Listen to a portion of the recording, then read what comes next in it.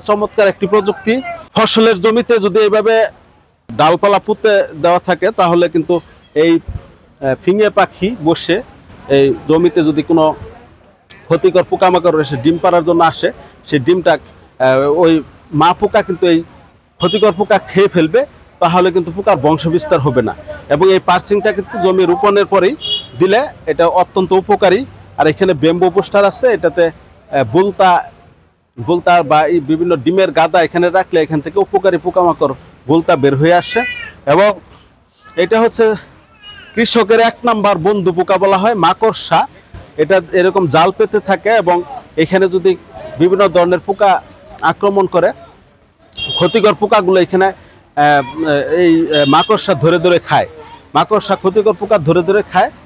এবং এই ধরনের প্রযুক্তিগুলা এখানে দেখানো হয়েছে।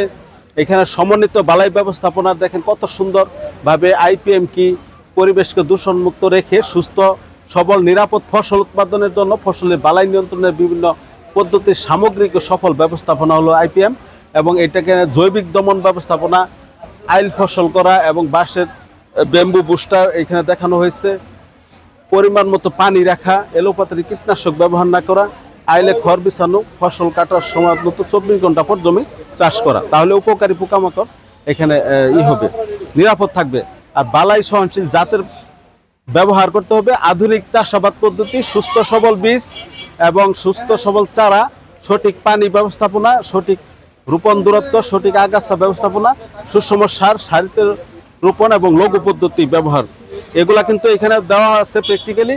এছাড়াও যান্ত্রিক যে আধুনিক চাষাবাদ পদ্ধতি, যান্ত্রিক চাষাবাদ, যে হাত জাল, পার্চিং, তারপরে আলোক ফাঁদ এবং ডিমের গাদা সংগ্রহ করে ধ্বংস করা আঠালো ফাঁদ, বিষ ফাঁদ ইত্যাদি, এবং বালাইনাশকের যুক্তিসঙ্গত ব্যবহার, এটা কিন্তু অত্যন্ত গুরুত্বপূর্ণ পয়েন্ট।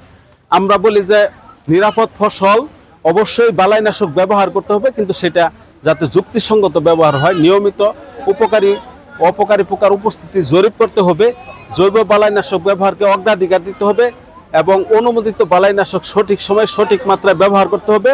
কৃষি বিশেষজ্ঞের পরামর্শ ব্যতীত বালাইনাশক ব্যবহার না করা উত্তম। পরামর্শ পেতে উপসহকারী কৃষি কর্মকর্তার যে ফিয়াক সেন্টার, ওইখানে আপনারা যোগাযোগ করবেন। সবাই ভালো থাকুন। আসসালামু আলাইকুম।